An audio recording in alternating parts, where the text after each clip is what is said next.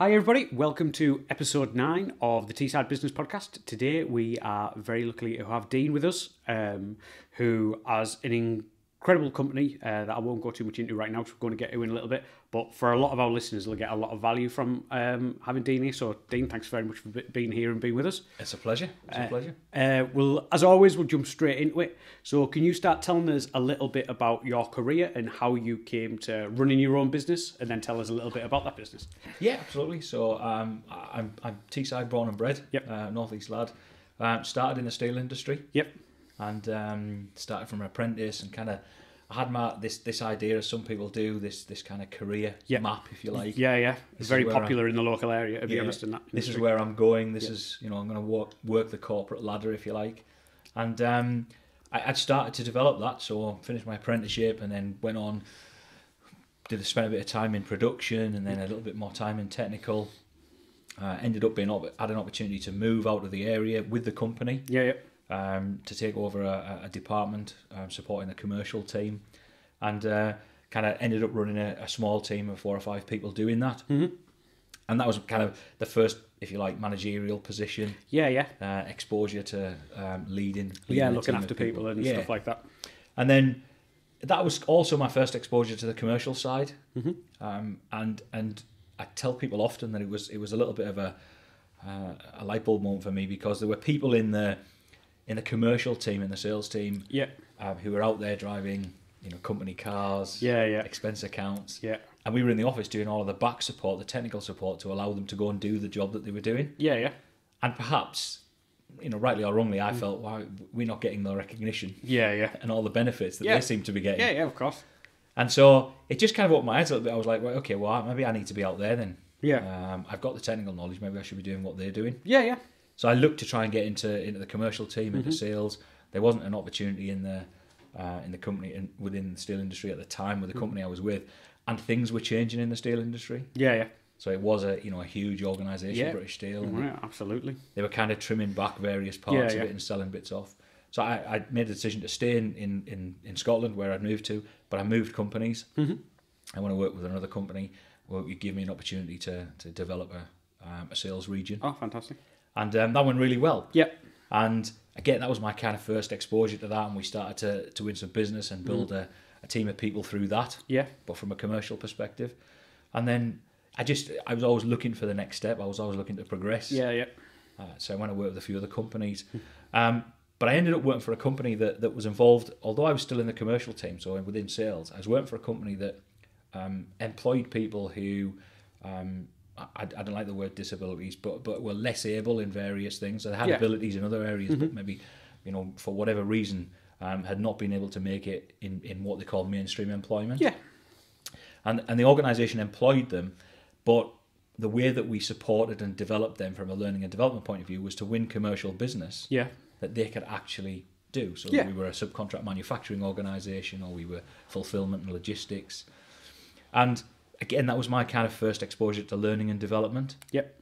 And I really enjoyed that side of it. So although there was a commercial aspect to it, I really enjoyed the side of helping people and watching them develop. Yeah, bringing them on. And that kind of started me thinking about, okay, so how can I marry the two? This is what I really enjoy. How does that work? And I'd moved back from Scotland to the Northeast with that company. Yeah. I'd moved to looking after the whole of the UK. So I was a UK sales manager for them. Yep. And I'd started to, if you like, look into what I didn't know what it was called then, but has since become called personal development. Yeah. So how to develop individuals and develop myself. Yeah. And I was exposed to, I was recommended to read a couple of books. Yeah. I did read a lot when I was younger, and maybe not so much as I got into the workplace. Yeah. But I started to read them, and there was a couple of them in particular. There's one called Rich Dad Poor Dad. By a guy called Robert Kiyosaki. Yeah, I've heard of it. Yeah, and again, that was something else. I had another light bulb moment that opened my eyes to maybe there's more to life than being employed and working for somebody, and that gave me some opportunities to start thinking about what did I actually want to do. Yeah. And I think the other thing that, looking back through my life, which is easier to do than it is looking forward, I'd kind of been searching for something. This idea of continually looking to progress and continually looking to move. I was obviously searching for something. Yeah, yeah. I couldn't quite find what it was. I think a lot of people are similar, to be honest. You know, they have, you know, I think a lot of people are searching for something they're looking for that they can't tangibly quite get their, you know, their hands on. And it's difficult, I think, for people to understand, unless from a very young age you've kind of got this burning ambition to do one particular thing. Yeah. We kind of meander through life trying to find what it is that we really enjoy doing. Yeah. And I was kind of going through that process. And so I thought, well, okay, maybe it is this idea of, you know, working for yourself rather than somebody else, you know, being in business for yourself, being the master of your own destiny and all that sort of thing. And so I decided I was going to go down that route. Yeah. And at that time, kind of 2003, 2004, having read Rich Dad, Poor Dad, the suggestion, his theory is that, you know, passive income through investment and property is the platform that he used. Yeah, yeah. And at that time, it was quite popular. Yeah, yeah. There was lots of people looking at property. And things Yeah. like that. So we went down that route. That's what I started to look at. And we had some relatively good success early part of that. Yeah, yeah. I was still employed at the time, so I was running it alongside. Yeah. And then in 2007, I was made redundant. And I just thought, well, okay, this is my opportunity now. We'll do this full time. Yeah, yeah. And, you know, we started to take things another level. We started to get involved in development. Things looked like they were going really well. Yep. And then in 2008, The crash. the crash happened. Yeah, yeah. And there was lots of people affected by it. Yeah, yeah. But it literally was as if someone had turned a tap off. We on one of our previous podcasts, we had Paulin, who owns Reed Rains in the area, and he talked similarly about it. You know, and obviously it was in that industry, it was a massive. You know, it devastated a lot of businesses. You know, and some people were unable to recover from it, and some people, you know, it was a tough time for a lot of people. It was, and it was a tough time for us. But I think one of the things that because of the personal development, because of the stuff I'd read, one of the things that I did was what a lot of people suggested you should do, and it kind of comes. I'll talk about this later, but it kind of comes from this idea that, you know, we're conditioned to think a certain way. Yeah. And one of the things that I was always taught was you should be putting stuff away for a rainy day. Yeah. You know, don't put all your eggs in one basket. You know, be careful. And so we did that. You know, I'd invested some money alongside from the profits that we made to protect us. Yeah. And that turned out, unfortunately, to be, you know, a company that it was run by someone who turned out to be a crook. He'd embezzled a lot of money, and so there was a number of things going on at one particular time. Yeah. And that led. I had some doubts at that point. I was starting to think, well, maybe I made a mistake. Maybe I'm not good enough to do the things I thought I was going to do. Yeah. And maybe I should just go back to doing what I know. Yeah. And go back and get a job somewhere. And that was the strategy until 2010, when we were involved in a serious road traffic accident. Yeah. And I spent a year not being able to work. Oh, God. So even if I could have gone and got a job Yeah, yeah. in an employed role, I probably couldn't have done it. Yeah. And you end up on this almost like a downward spiral. Yeah, yeah. You start questioning, what else can go wrong? Yeah, what of am I course. going to do? Where are we going to go? And that was probably, well, it wasn't probably, that was the toughest time I'd ever experienced in my life. And it was one of those days, if you like, where I can remember it really clearly. I'd kind of got up. It was it was one of those. It was a sunny day, so it looked like a spring day, but it was cold. Yeah. And I'd gone out for a walk early on the morning, and you know, when you're just walking along and you're talking to yourself almost. Yeah. I was looking for some inspiration. I needed something to get me going again. I'd reached what I felt was rock bottom. I didn't know where else to go. And after that walk, I'd gone home and gone back into the office, and I took a book from the shelf that I'd probably read a couple of times before that. I never really understood or never took anything from it, never taken any action on the stuff that was in it. It's a book called Think and Grow Rich by Napoleon Hill. And it's fair to say I could not put it down. Yeah. I never slept that night. I just read the book over and over and over again. And I kept thinking, well, how have I never seen the stuff that was in here before? Yeah. And I'd like to say that, you know, at the flick of a switch, everything was perfect after that. But that's not how it works. No. But it did start me on this kind of journey, this idea that, okay, so the book was based on his, 25 years of research of the most successful people of his time. Yeah. And what the principles were that led them to success. Yeah. So I started on this journey of, okay, so what if that's true? What if there are a set of principles that you can follow that almost guarantee success? And if there are, why don't more people take them? And what stops people doing it then? If that's the case. And that kind of started me on this journey. So since kind of 2010, 2011, I've been on this mission to try and understand more about human potential, more about how we work from a mind perspective, you know, what controls what we do, how do we think about things, and why can't sometimes we take the action that we know we should be taking to get the result that we want, but we just don't actually do it. And that started the process. There was lots of things that happened in between, and I did go back for a while and be employed, but I always had this your eye on and this kind of gnawing feeling that I need to be doing something. And so about this was 3 years ago, I decided that that's what I was going to do. That's what I was going to go and focus back on. And I left and set up a bit of a coaching and consultancy business. So we consult with some companies, but also we provide coaching either on a one-to-one or an online basis. And it's mainly to people who've kind of either gone through or going through the same sort of things I went through. So usually people who have got an entrepreneurial mindset, or they're in business either for themselves or they're a small company or even a large company, to be fair, but they're just not getting where they want to be. They're not getting the outcomes they want or the results they want. And there's lots of other people out there who coach businesses, or who look at business processes and things like that.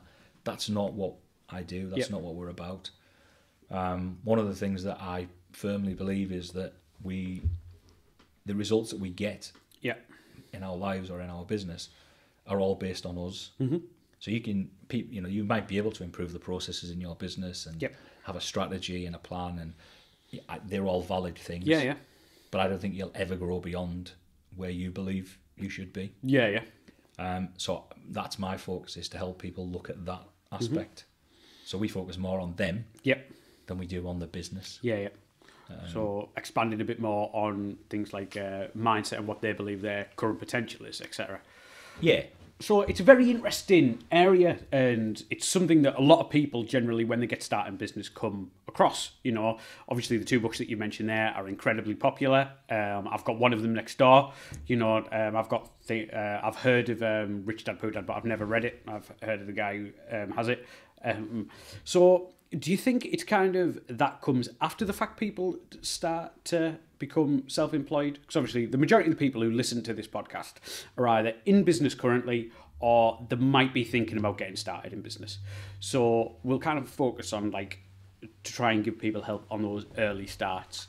Do you believe that everybody has the ability in them to own their own business? Or do you believe that it should only, not certain types, but certain, there's a lot out there at the moment, for example, that glorifies business. And, just as well that there's a lot of the stuff that doesn't get talked about. Like, there's a lot of, especially in the startup world and stuff that we keep an eye on, there's a lot of depression. People, obviously, especially when people raise capital, etc., for their businesses, and the first time they have that business downturn or the first stuff like that, with the want of a better word, kicks them in the nuts, and they have trouble get back up. Should those people look at mindset early doors before they start, when they're thinking about conceiving a business, and what kind of things should they think about? Yeah, you're right, and it is an interesting thing that usually what happens is we end up in a position at some point in our life where we've made a decision to do something, and then we start to think about, right, okay, how do I cope? In this position. You're right. I do think people should start thinking about it early on. I mean, one of the things that we're trying to do and looking to develop is an education program that starts at school age. Because the next generation of people are our next generation of entrepreneurs, our next generation of creative people, and yet I personally believe that we stifle creativity from a very young age. Oh, I agree. It's no secret, my opinion, of the current education is geared towards creatives and entrepreneurs. It's such you've got to fit in these kind of boxes and, you know, go down these type of lanes. There's no kind of flexibility on there for people doing things in a different way kind of thing. So yeah, absolutely. And, you know, I think that, you know, there is an issue around that. I think that we're too focused on outcomes. We're too interested in, you know, what the piece of paper says. Yeah. One of the things that I'm a big believer of is that, you know, our exam results and the you know, the report from your school, that doesn't define you as a person. No, not at all. And I think, you know, unfortunately, we are kind of going down that route. We are saying to people that is who you are. That does define what you can and can't do. Yeah. So yeah, in answer to your question about whether or not people have the potential, anybody has the potential, my answer to that is absolutely. Yeah. You know, the problem is that most people judge their potential based on their current results. Yeah. So they're looking at where they are Yeah. and deciding whether or not they can go and do something else. Yeah. Whereas, you know, the results that people have currently are simply a reflection of what they're thinking and how they're feeling right now. Okay, yeah. I imagine a lot of people feel like that. They're not a reflection of what your potential is. No. Potential is definitely unlimited. Yeah. And I'm a big believer in the fact that nobody can define what that is. There is nobody out there yet who can look at somebody and say, this is what you are capable or not capable of doing. Yeah, absolutely. And, you know, there are a million examples of people who completely shouldn't be doing what they're doing. Yeah. Or shouldn't be in the position they're in. Yeah. If you looked at where they came from. Oh yeah, completely. Like even, you know, everybody uses the examples of, as you know, it's what we look to, incredibly successful entrepreneurs, and the amount of people that have had business go bust, or they've been bankrupt, or technically, you know, it's very famous that Richard Branson, for example, was dyslexic and did terrible at school. You know, Mark Zuckerberg's, fair enough, he dropped out of Harvard, which is, you know, but he was a dropout all the same. You know, there's people who have, you know, never done very well in school at all, but excelled in business. Yeah.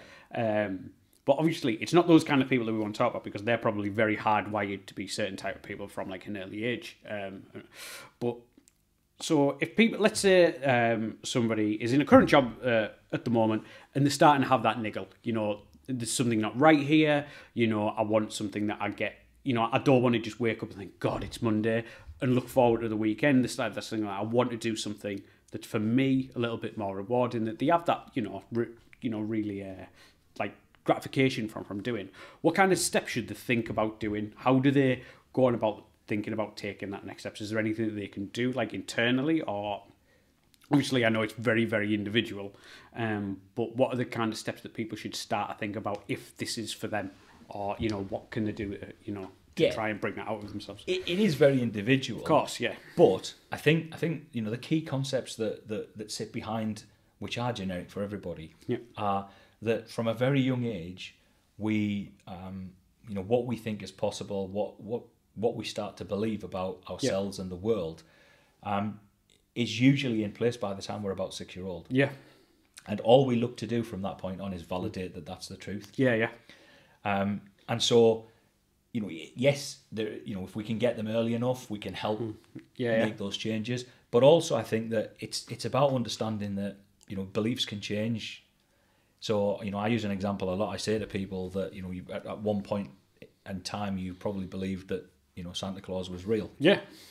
And up until that point, you will have validated that to be true, regardless of whether or not someone else told you otherwise. Yeah, regardless of the evidence that was around you, you just saw confirmation bias, I believe it's called. Yeah, you just absolutely. Yeah. Yet the second that somebody told you, who is in a position of responsibility, someone you trust or someone you look up to, who tells you that that's actually not true, the belief is gone. Yeah. And you actually look back and then validate all the reasons why it's not true. Yeah. So you can't possibly have got down our chimney. We don't have one. Yeah. As an example. Yeah, which didn't occur to you. To me, I think actually it did occur to me, and I did ask, and I think my parents came up with the thing that he had a magic key. Yeah. I think, or something like that. You know, my mum. But that tends to happen. Yeah. But what we do is we just accept that then, based on the fact that we believe it. Makes to be perfect true. sense. Yeah. Why wouldn't he have a magic key? Exactly. You know? So I use that as an example to say to people that actually, what we believe isn't true in the first place. Yeah. And we've grown up, and our parents never intended to give us some of the belief systems that we have. No. You know, my parents went to the same parenting university as everybody else's. Yeah. As becoming a recent parent, I'm horrified to find out there isn't one. Absolutely. So we do the best we can. Yeah. And because we've been conditioned, Yeah. ultimately we use the same strategies, the same techniques that we've learned when we bring our children up. Oh, I catch saying things all the time that my dad said and stuff like that. I was like, oh my God, I'm becoming my father by more and more as the day goes past. But It does, and that's what happens. Yeah. But the problem with that is that whatever we've then developed as a belief system, we tend to pass on. Yeah. And it then becomes really difficult to kind of break through that. Yeah. Unless we make a formal decision that says, do you know what? I'm not entirely sure that that's true. Yeah. I need to challenge that. Yeah. Because we are in a position usually where we just accept what happens. And I read something recently by a guy called Earl Nightingale, and one of the things he said was that if you asked most people why they went to work on a daily basis, they wouldn't be able to tell you the answer. No. It would just be because that's what everybody does, doesn't it? I need the money. That's how I get money. Yeah. So people don't think of any other way of doing things. Yeah. And we don't challenge the norm. No. We just say, well, this is the way we've always done it. Yeah. And quite often in companies, that's what happens. Yeah. Absolutely. We do it this way because we've always done it this way. Yeah. Before I was self-employed, I had that. Came from like mobile retail and things like that, and there was processes there, and it was just like, this is such a long-winded way. Why don't we just, instead of going like this, why don't we just go like this? No, that's not the way we do it. We do it this way, and it never made sense to me. But it was one of those things that I suppose it's just easy when you have those processes in place. It is really interesting that you kind of say about obviously like how our parents kind of like set an example and stuff like that. Like I can only really draw upon myself because it's the only example I have. But obviously I have a sister and we were parented in exactly the same way. And the example, obviously, like my dad worked incredibly hard and was very successful in his career, etc. But he always wanted to go to college, university, education type route and stuff like that, which my sister did and became very successful in being employed by a local authority, and it's very good. Where I went completely the way, but what I took from his example was how hard my dad worked. His argument was obviously that because he didn't go to college and university, he had to work 3 times as hard as anyone else to get the same results. But I didn't want to do the university, but I saw the hard work, and that's how it kind of like transferred into how I am, which may be the right or the wrong way, but it's incredible to see how kind of like the same parent and the same thing, people went in very, very different ways. Yeah, and that's based on one of the things that I talk about is that when people develop a belief, it's usually based on your interpretation of an event that happened. Yeah. And that's what happens. So, because I've had conversations with people and they'll say, well, okay, so if that's the case, why is it that, let's just say, we'll use your example, we've got a parent who didn't go to university but worked extremely hard. How is it that one of their children has gone this route and the other one hasn't? Yeah.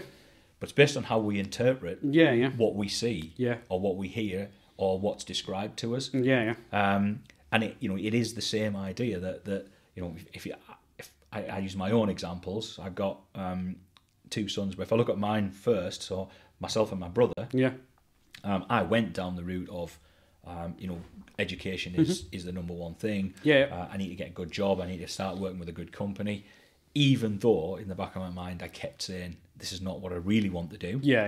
Whereas my brother went and did exactly what he wanted to do and followed his dream, despite what everyone told him. And has gone on to have huge success. So there isn't a single route. Oh no, absolutely to an end point. And I think a lot of people do think that there isn't. There's a point A and a point B, and it goes like that. When in reality, it's more like Yeah, absolutely. I think the thing for me is what I'm trying to help people with is that I don't think we should have to go through that journey or that route on a daily basis, thinking, forever being afraid of what might happen, or making a mistake, or because I think the 2 things for me is that it's kind of become a mantra for me over the last 2-3 years is that I think the 2 reasons that people don't have the success that they want or have the life that they want, and success is a bit of a misnomer, I think, because we talk a lot about in this podcast of what it is to people and being like self-aware of like kind of we'll talk about it a bit later in the podcast, but it's something I like talk about being a family man yourself, of having that work-life balance and what it looks like. Like I think a lot of people think that success is this,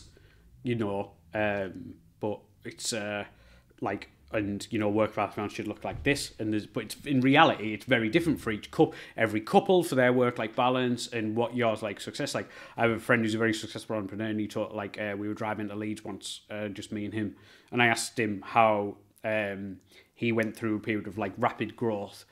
And I asked him, you should be really proud of it. We were just talking about business, etc. And he turned around and go, you know what? I'm no happier though. Myself, I'm no happier than what I was back then.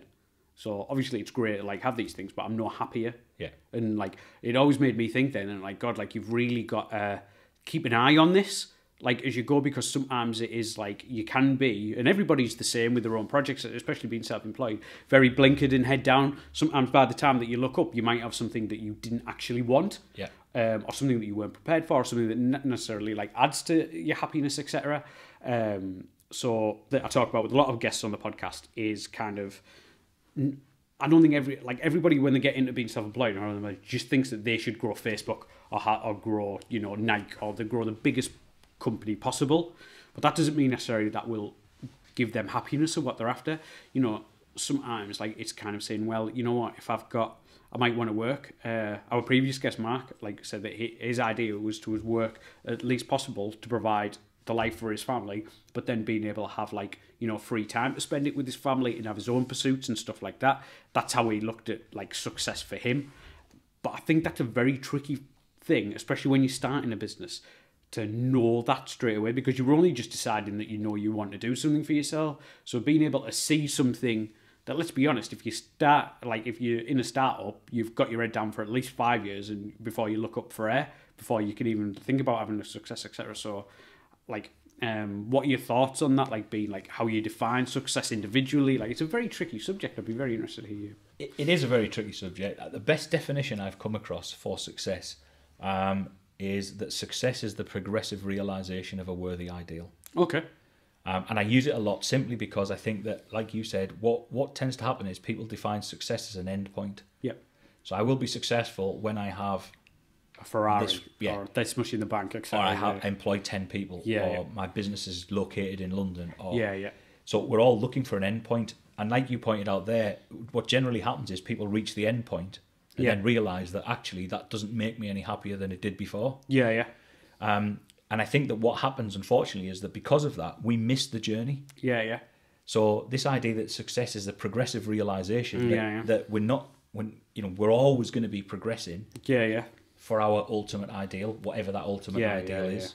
And I do think that when people start, you're right. I think that they get into business and then they think, okay, I'm going to work towards this particular whatever our goal is. But that's one of the things that I'm really clear about when I'm working with clients or when I'm working with businesses. I openly say to them, okay, what is it you want? Not what you think you want. What do you really, really want? And why do you want that? Because I think if they can get clear on that and have some focus, then we can create a vision, an image for the end point to say, okay, that's what we're aiming for. And once we have that, we can start to then look back and say, right, okay, one of the things that I'm a big thing is that every time I'm about to do something, I ask myself a question, and I stole this from Steve Jobs. So one of the things that I say is this going to take me towards the end goal that I have? If it is, then I should be doing it. If it isn't, I need to be questioning why I'm about to do it. And Steve Jobs had a thing where he said that he would get up every morning and look in the mirror. I've heard the quote. Continue on, sorry. And asking myself a question about if this was my last day on Earth, would I be about to do what I'm going to do? And he said if he answered no to that for 3 or 4 days on the trot, he'd start to think about, I'm doing something wrong here.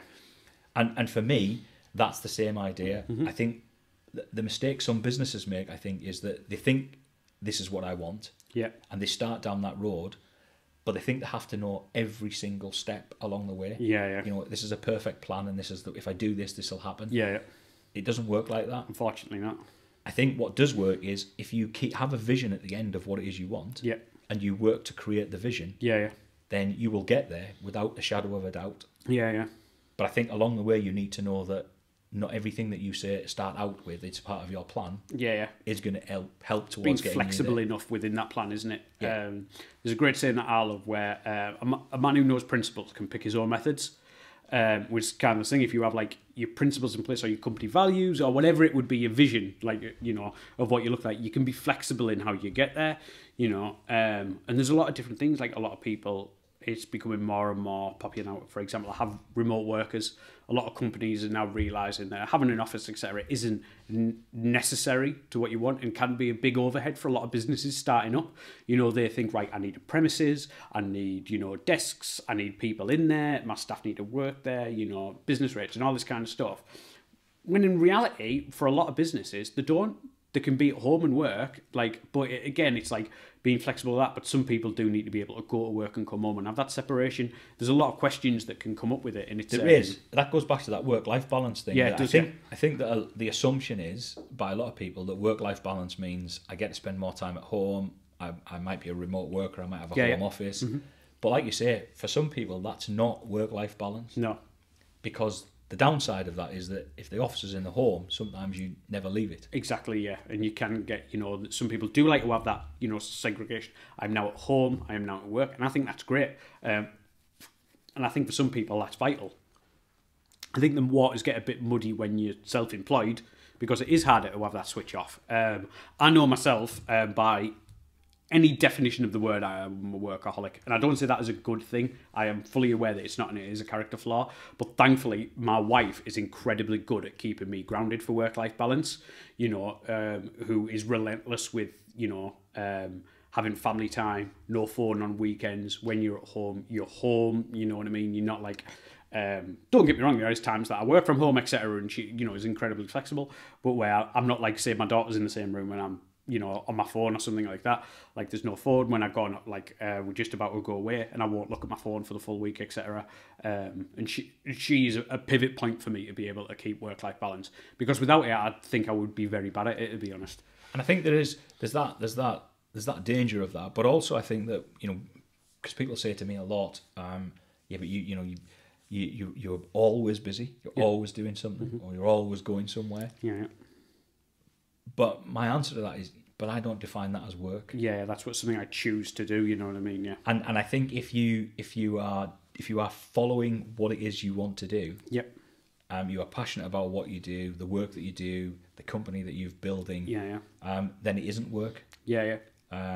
You know, this idea that if you love what you do, you'll never work a day in your life. Yeah. That doesn't mean to say that it's not hard work. You don't have to do something. There's going to be portions of that. For example, when tax time rolls around, etc., no one likes doing that, apart from accountants, I suppose, but that's why we have them.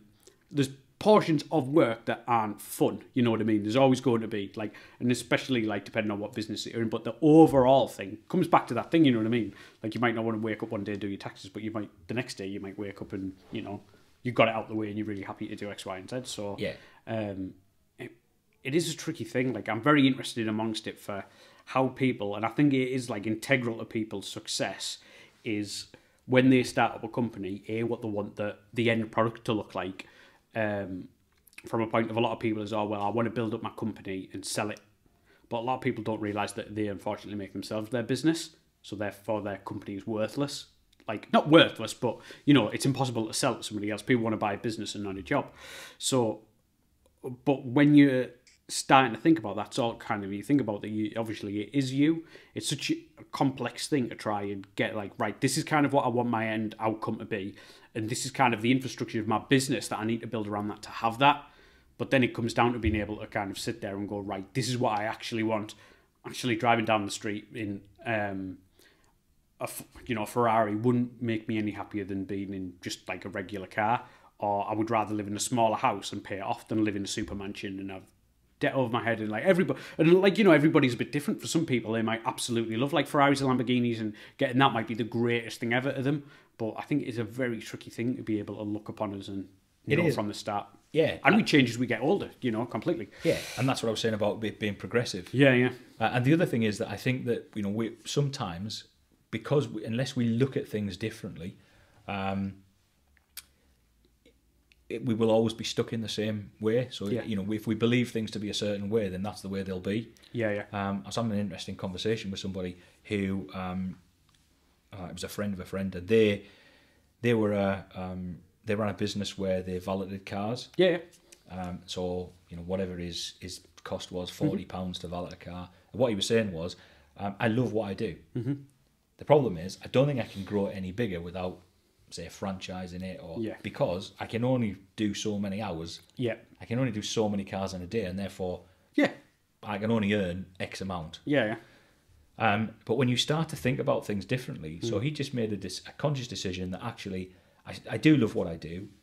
I still want to continue doing what I'm doing, but I want more out of life, so I need to find a way to do that. Yeah. And once you start thinking or giving yourself the task, or your subconscious mind the task of saying, well, how else could I do this? Yeah. You'll start to get ideas. Yeah. And all he did, he made one simple change, and he said that he still wanted to valet cars, but he was no longer going to valet what he would call ordinary day-to-day cars. Yeah. He was only going to valet cars of 150 to 200,000 pounds or more, supercars, and that was going to be his business model. Yep. And so he now valets cars less than he did before. Yeah.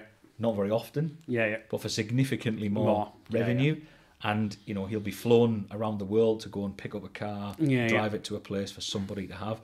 And there is countless models where someone's taken the same idea. Oh, yeah, completely. And just twisted it slightly. Yeah.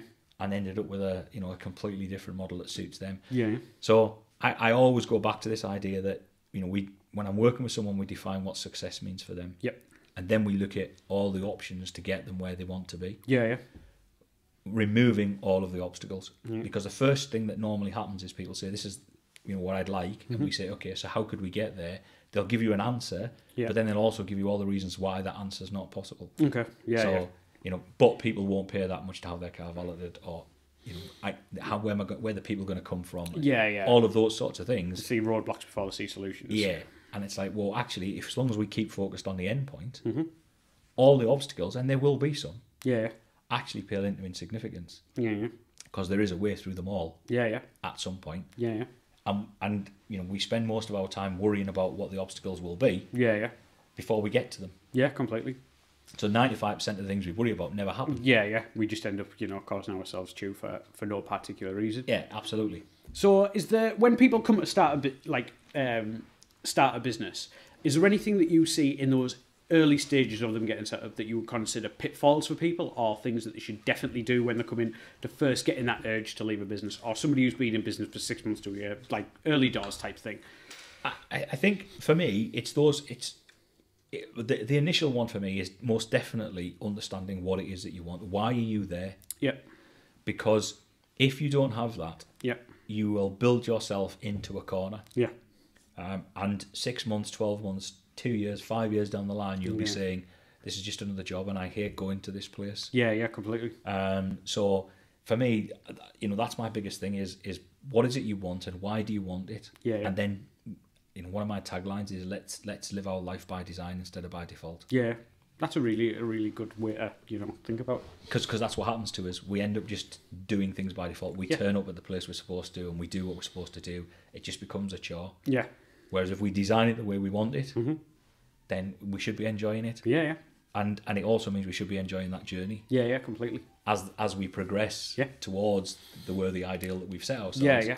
We should be having fun. You're supposed to go to work and enjoy what you do. Yeah. Whether it's working for someone else or being in business for yourself. Yeah. I don't see the point in doing something you don't enjoy. No, absolutely not. So, where do you think? Obviously, we talk a lot about it on the podcast.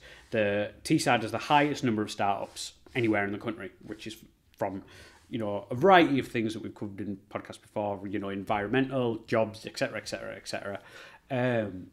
But going back to you saying before that you were trying to get like an educational system and thing, a lot of people, and there is some great businesses out there that do provide support for people getting businesses. Like obviously we do work with Tees Valley Business Compass that are incredible for like funding, etc. Do you think that there should be like an organisation where you can get like, obviously I know you can go do a business degree, for example, but the problem with like, let's say, business degrees, by the time that you get out of doing a business degree, the landscape of business has changed so much in those 4 or 5 years that you've done it. And it's been taught by people who might necessarily have never ran a business, which is the most bizarre thing I think I've ever heard of that I can never get my head around. So if anywhere in the country, Teesside would be one of the prime, like either a startup hub or some kind of incubation or something that can help people? What steps do people need? Like, you know, if we had a magic wand where we could get all local authorities involved with it, what kind of things should we be doing if we could get it all together? You know, again, we're going to get our soapbox, but no, it's fine. when we talk about, you know, from an education point of view, you know, I think there's a missing piece. Yep. Where and I don't blame teachers for this. I blame the system. I think we've got some phenomenal teachers, particularly in Teesside. Yeah. But I think that the way that the system is geared, Yep. we're actually turning out people to fit in particular roles. Yeah. We're turning out, you know, people who follow a system. Yeah. We're teaching people how to pass exams. Yeah.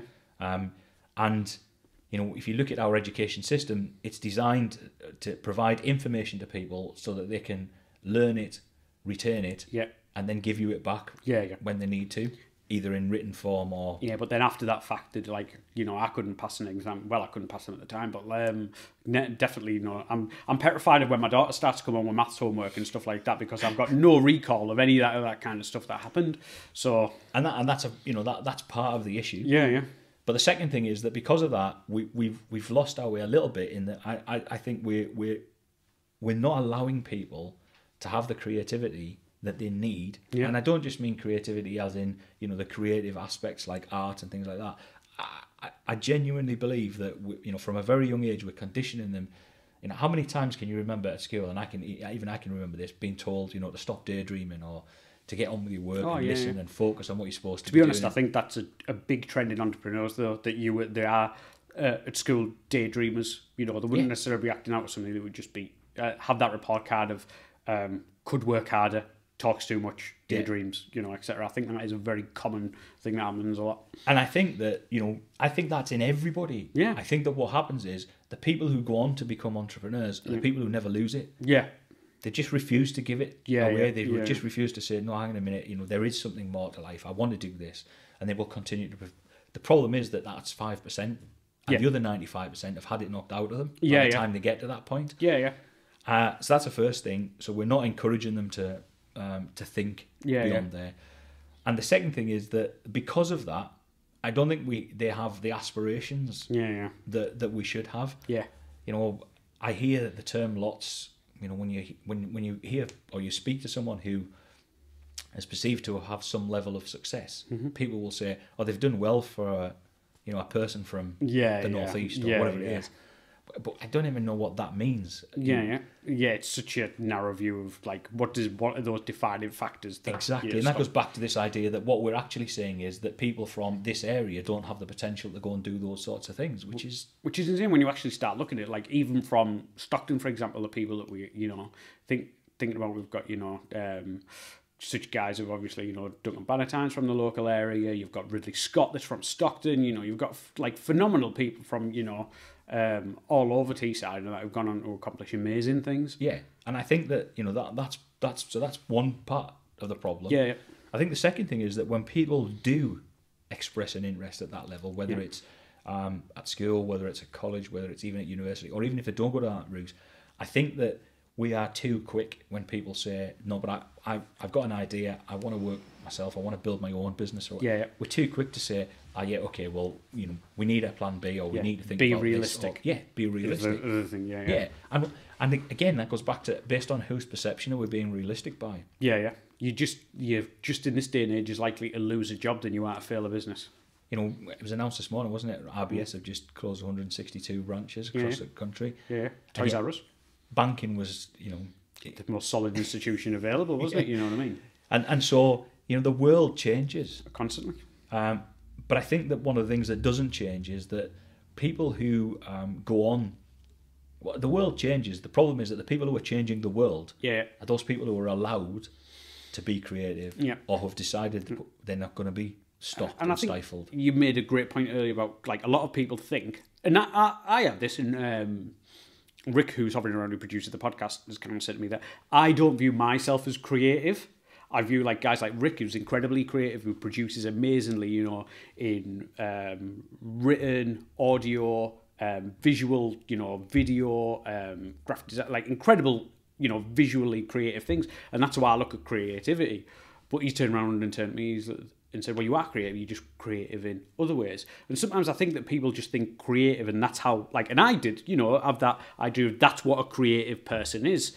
But sometimes people can be creative problem solvers, or mechanics can be creative in solving problems. And, there's so many, when you actually start to think about it, there's difference in that creativity of being able, and that's what business is, I suppose. It's creatively solving problems that makes save people time or stress or a pain point of some description.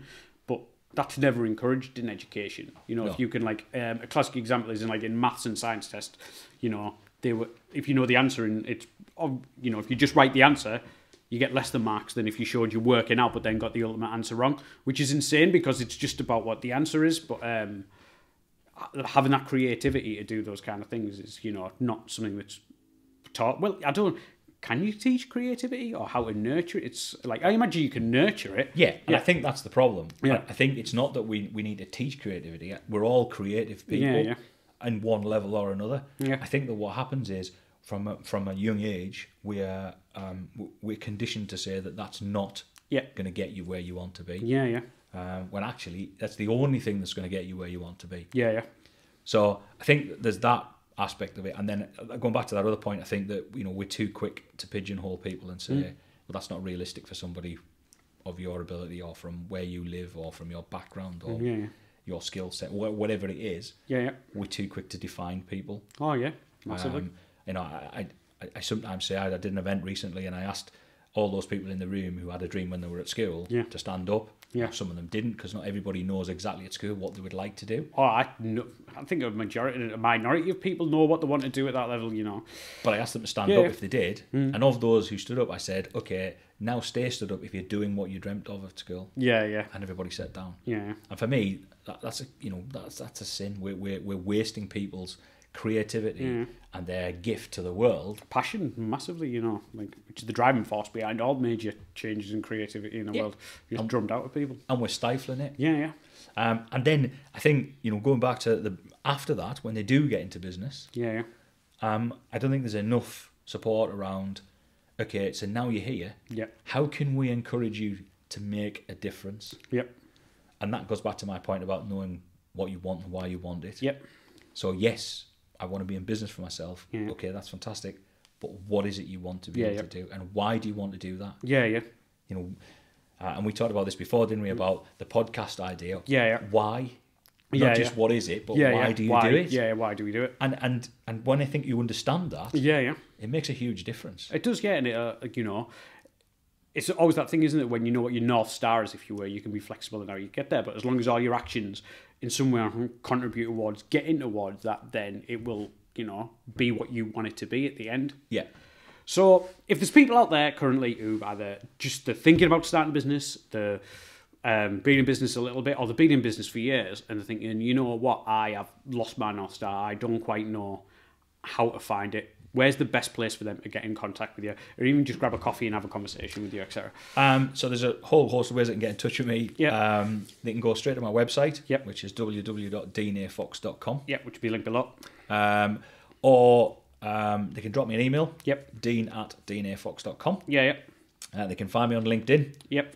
I'm also on Facebook. Yep. Which is @DeanFoxOfficial. Yeah, yeah. So any of the social media channels, if you do a search, you can be able to find me on there. Yeah. But yeah, I'm more than happy to have a conversation with people, and we've got an ambition. We did one just recently at Rockcliffe Hall. We've got an ambition to run some events locally for people who are either just starting in business or who are entrepreneurs already in business. Yeah, yeah. Just to explain to them, and get them to understand and have an awareness of what's possible. Yeah, yeah, that's fantastic. And the reasons why they might not be getting what they really want. Yeah, yeah. It's something that will let us know the details and we'll support it happily through the podcast, etc. That's absolutely fantastic. Thank you so much for your time. I recommend anybody out there who's wanting to try and figure out what they're doing to speak to Dean. We had a great conversation that, or it's supposed to be a 20-minute chat turned into a 2-hour chat. To highly get in touch with him. So thank you very, very much for your time. You're welcome. It's been a pleasure. Okay. This has been episode 9 of the Teesside Business Podcast. The Teesside Business Podcast is promoted and produced by Person-to-Person Marketing. Thank you very much for listening and watching.